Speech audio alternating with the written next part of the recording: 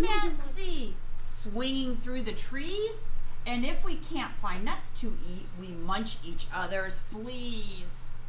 That's what Moon's been doing a little bit with you guys. He goes like this. I know. Sadie comes every Friday to our classroom. Moon is a puppy.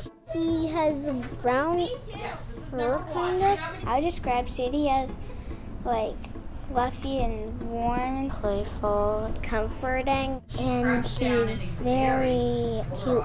He's a dog just like my dog.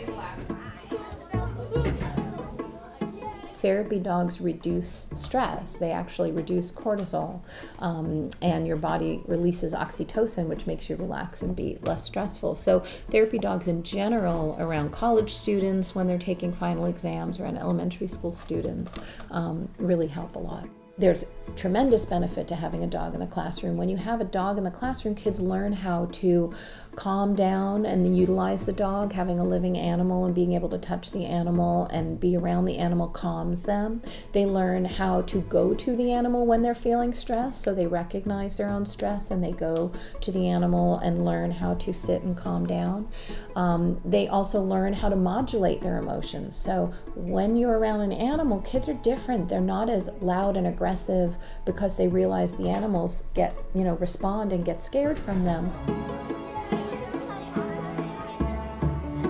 Our former principal had her dog certified, and I saw the effect that her dogs had on the students. If they were having a hard day or if she needed to have a discussion with a student, she would bring her dogs, and it just kind of relieved any anxiety that they would have. It kind of just cheered them up and made them happy.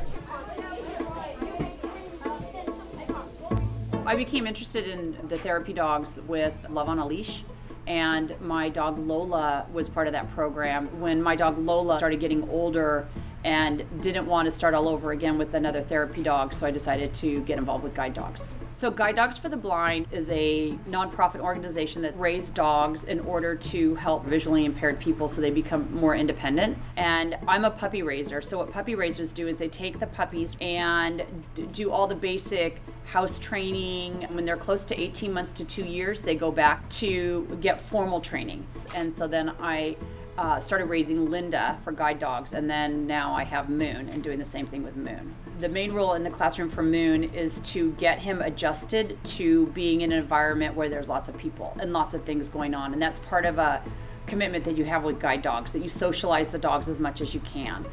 She usually walks around the desk or lays down. And while she's teaching, she'll sleep next to the teacher's desk. And she also loves toys. Moon likes to chew on anything. Whenever they drop anything, he eats them. Sometimes we get to take her out and run with her. She's crazy and she'll roll in the mud and stuff. The kids usually come in and greet Moon. He'll come to the carpet with me when we do calendar and walk out to the playground and different places that we have to go. The students interact with the dog by laying on him and playing with him. I think the best part of having her in the classroom is the effect it has on the students, that they are just really excited to have her and they enjoy her. It gives them some responsibility for caring for a dog, and also it provides the calmness that sometimes kids need. They could come into my classroom and just read to the dog and not have anybody judge them, and cuddle and provide a safe environment for that. If I can't bring her, they're really sad. She brings comfort to the kids. I felt good when I first met Moon. It makes me feel more excited to come on Fridays because I know that there's going to be something fun happening with her. Sometimes when I'm doing my work and I'm on a really hard level and I don't understand it, I'll go over and sit by Sadie for a couple minutes, and then it'll make me feel calmed down, and then I can do my work. I think that it works better when Moon's in the classroom. Moon helps me concentrate. It's really fun when Sadie's there. I could pet her when I'm doing my work or frustrated.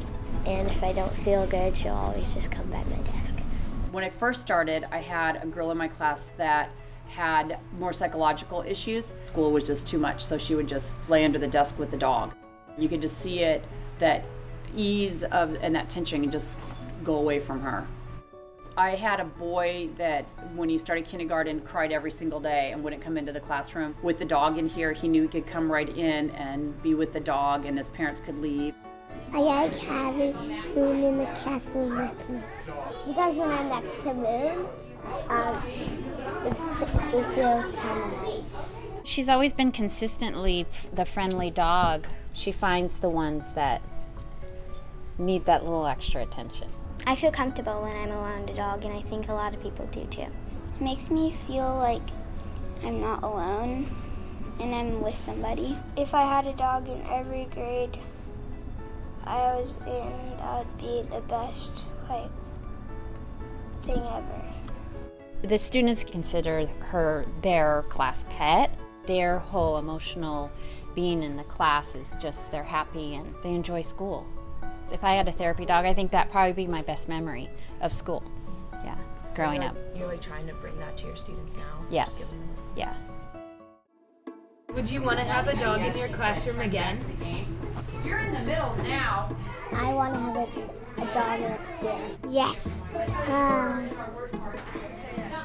don't know. Because I want to be able to pet him. Because dogs are the best thing ever.